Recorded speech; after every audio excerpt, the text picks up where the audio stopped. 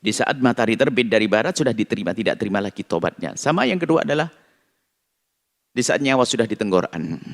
Innallaha yaqbalu taubatal abdi ma lam yugharghir. Allah akan menerima tobatnya seorang hamba selagi nyawa belum sampai tenggorokan. Lah kalau tenggorokan ini apa? Terlihat.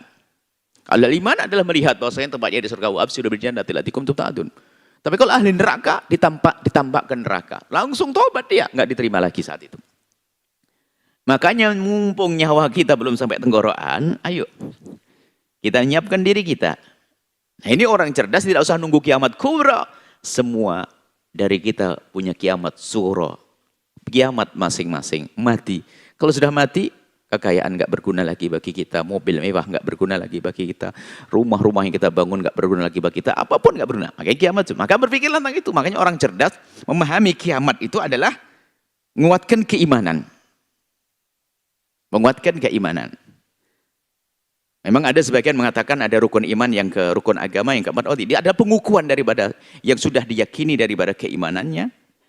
Setelah berislam, beriman, kemudian diterapkan dalam pengamalan gabungan Islam iman yang terbentuk perilaku yang baik namanya ihsan nanti. Nah itu. Baik, di sini nanti akan terjadi ditanya, bagaimana keadaan gunung-gunung? Fakul yansifuha rabbi nasfa. Allah akan hancur leburkan bumi lalu apa? Gunung berhamburan. Hancur berhamburan seperti debu berterbangan kemudian merata ke bumi. Perlu yang diperhatikan di sini, kenapa di sini ada fa? Banyak yas'alunaka yas'al tapi enggak ada fa-nya. Yas'alunaka 'anil mahid kul huwa adha. Yas'alunaka 'anil hillah kul langsung. Wa mawaqitul linnasi dan seterusnya. Enggak ada fa-nya. Tapi di sini kenapa ada fa-nya? Ada fa-nya ini menunjukkan sesuatu belum terjadi. Kalau pertanyaan dalam Al-Quran ini adalah para ulama ahli tafsir mencermati. Yang enggak ada fa-nya sesuatu yang sudah terjadi. Yas'alunaka 'anil mahid. Mereka bertanya tentang haid. Oh, sudah perempuan haid dari dulu sudah. Sudah terjadi. Yas'alunaka 'anil mahid. Semua bertanya tentang haid. Dijawab kul huwa, enggak pakai fa. Kul huwa ada, haid adalah kotoran yang dikeluarkan Allah untuk membersihkan wanita itu sendiri. Tapi di sini pakai fa. Karena belum terjadi nanti. Maksudnya seolah-olah ada yang disembunyikan kalimat jika mereka bertanya maka jawablah. Belum terjadi. Belum terjadi kejadiannya.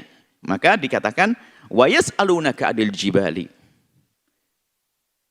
Seolah ada yang disembunyikan jika mereka nanti bertanya tentang bagaimana gunung-gunung itu. Nanti di saat kiamat tiba, fa maka katakanlah kul. Allah akan hancurkan, leburkan, kemudian Allah ratakan. Fa idza ruha qa'an safsafa. Maka Allah akan menjadikan bumi itu adalah hamparan yang rata, tidak ada genangan-genangan, tidak ada gundukan-gundukan, rata semuanya. Inilah hamparan yang rata. Maksudnya enggak ada gundukan. Bumi bulat tapi rata nanti. Bahkan cenderung dikatakan mengkilat. Ya kayak bola begitu. Kalau bumi sekarang ini kan masih ada gundukan gunung, ada kedalaman laut dan sebagainya. Itu tidak ada semuanya. Diratakan rata bumi. Dan disitulah akan dikiring. La tara fiha iwaja wala amta. Jadi kalau sudah di mana? Setelah gunung diratakan, la taro, kau tidak akan melihat fiha, ya, di bumi itu apa? Wajah, nggak ada kelok-kelok, nggak ada bengkok ke bawah, nggak ada ceglongan, nggak ada jurang-jurang, wala amta, nggak ada ketinggian. Jadi rata sekali. Ini gambaran tentang bumi yang nanti akan kita pijak di saat kita dibangkitkan di padang mahsyar.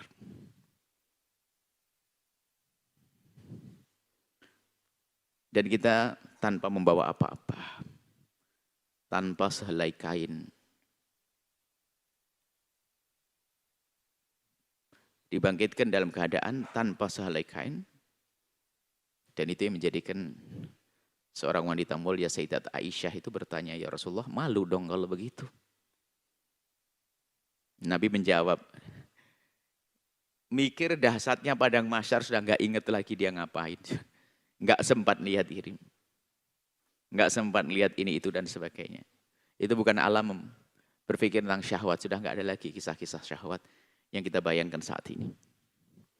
Semuanya berpikir tentang bagaimana menyelamatkan diri. Mereka bingung dengan kebingungan yang luar biasa. Ahwal keadaan di padang mahsyar saat itu. Yauma idzi yattabi'una ad-da'iyah. Di saat itulah yattabi'una ad-da'iyah. La iwaja lahu. Di saat seperti itulah nanti ada yang menyeru. Yaitu malaikat Israfil. Israfil diperintahkan oleh Allah memanggil lalu menggiring. Dan tidak ada yang bisa menolak. La iwaja fihi, nggak ada yang menunda. Semuanya ikut. Kalau kita dipanggil oleh da'i itu adalah penyeru yang diperintahkan oleh Allah. Da'i penyeru. Ayo pergi ke sana, jalan semuanya. Digiring ke sana, ikut semuanya. Enggak ada yang berani membantah, menolak. Di padang mahsyar patuh semuanya. Tapi kalau di dunia, ada yang ngikuti enggak? Hayya 'alas shalah, entar dulu. Ada di dunia masih pada menolak, menunda-nunda. Di sini enggak ada. Maka dikatakan la iwaja. Enggak ada yang bisa mengkol, entar dulu. Oh, enggak ada. Langsung berangkat. Pergi ke sana. Mengerikan keadaan di padang mahsyar saat itu. Tapi Anda ahli iman, tidak usah khawatir. Pertolongan Allah selalu bersama Anda. Bahkan nanti ada kabar gembira yang di yudhillumullah yawma la dhilla dhilluh sab'atun. Yudhillumullah yawma la dhilla illa dhilluh.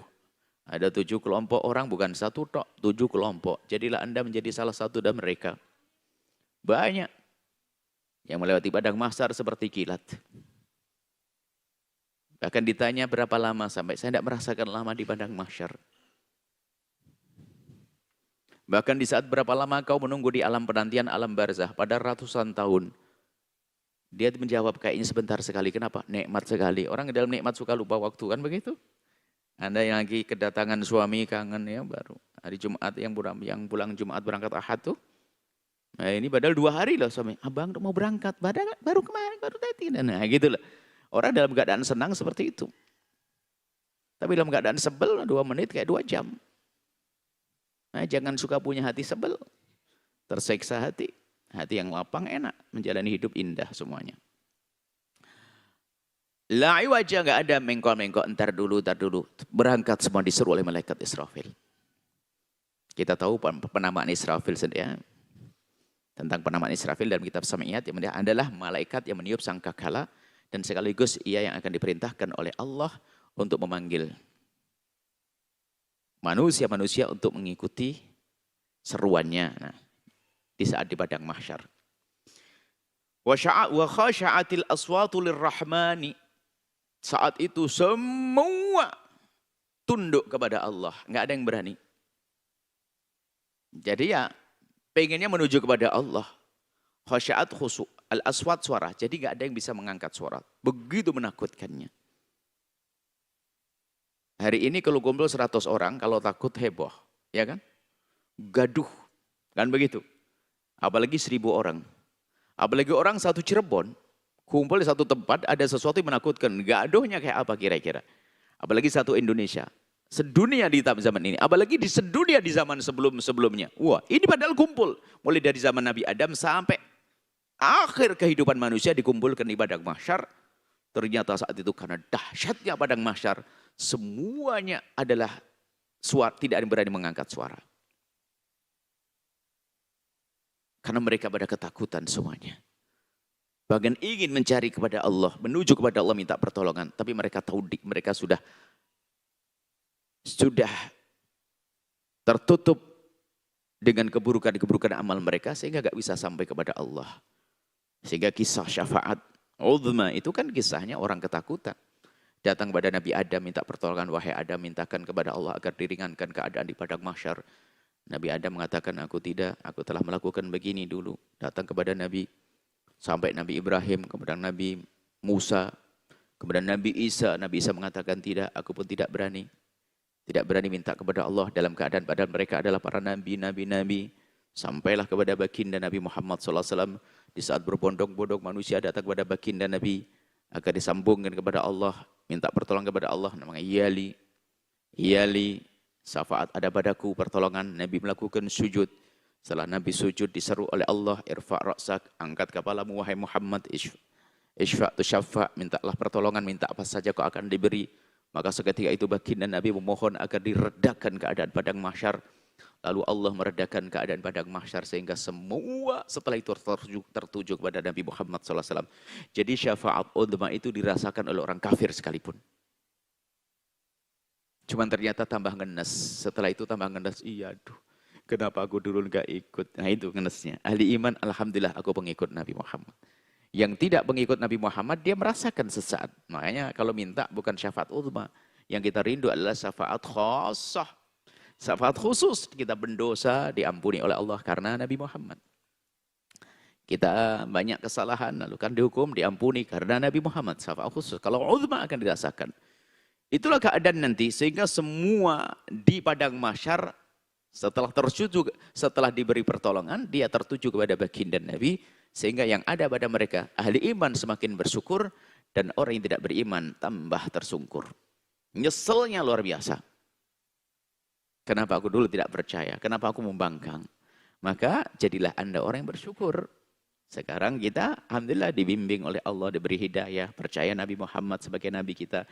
Kita mengikutinya. Ayo kita kuatkan keimanan, kecintaan kepada Nabi SAW sehingga di saat di padang mahsyar nanti kita tidak merasakan kerepotan. Wa khasya'atil aswatu lirrahmani. Semuanya tunduk, patuh, khusyuk kepada Allah, Rahman Allah. Fala tasma' illa hamsa. Jadi kita tidak mendengar kecuali kalau ada ngomong berbisik.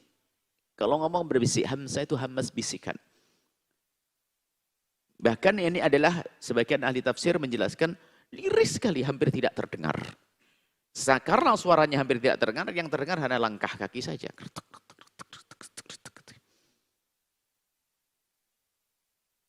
Dan mengerikan padang mahsyar. Sehingga orang-orang yang tidak beriman itu ada yang berkata begini. Itu belum siksa ya. Itu baru perjalanan menuju neraka atau menuju surga. Tapi sudah tersiksa, di perjalanan sudah tersiksa.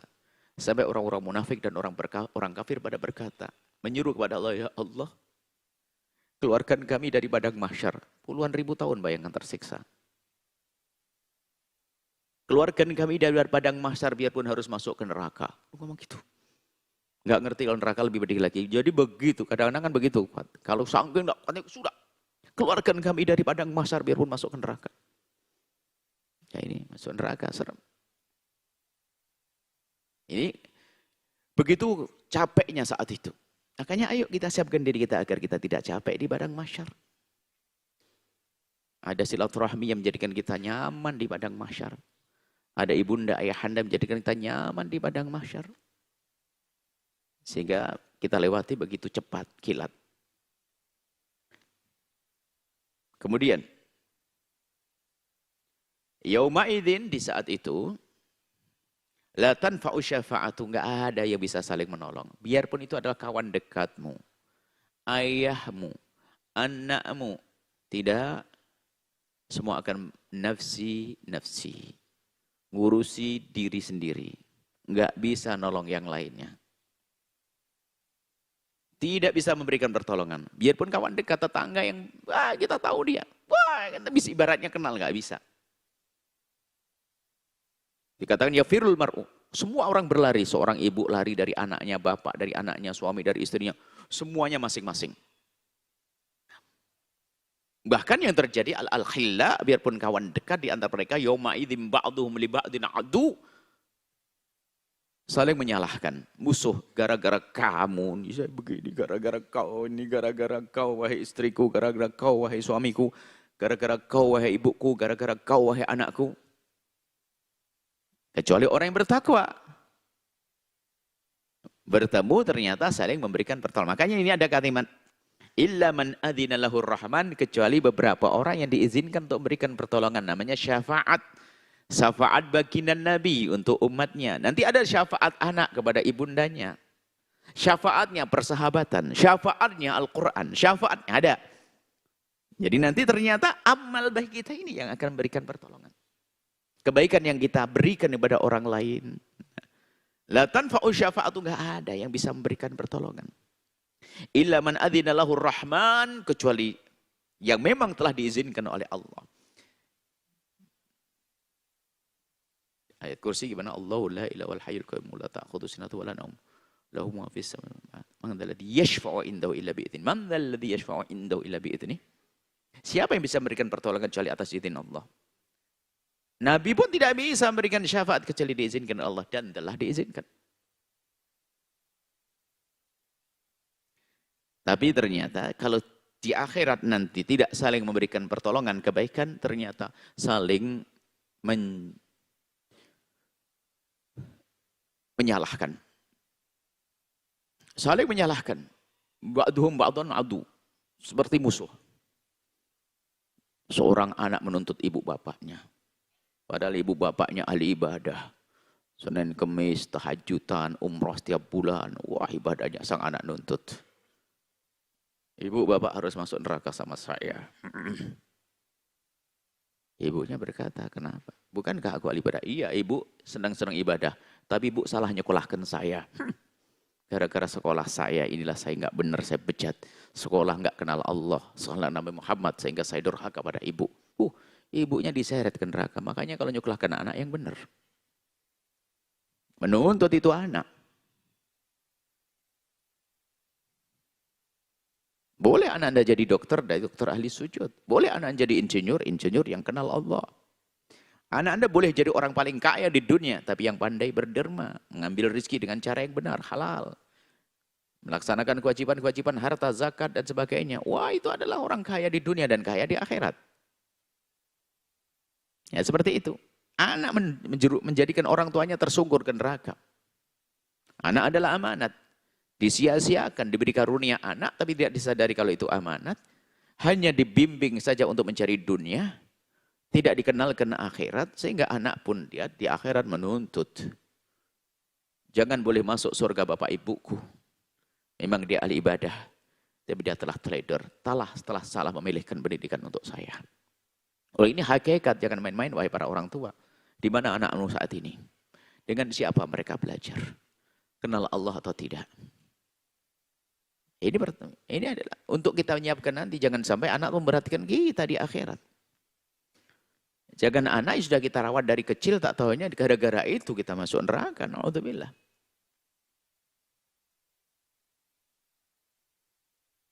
Selagi nyawa masih ada di kandung badan Anda, tidak ada kata terlambat. Mungkin ada yang terlanjur anaknya bejat, susah saat ini diatur. Susah diatur, diarahkan ke yang baik, susah.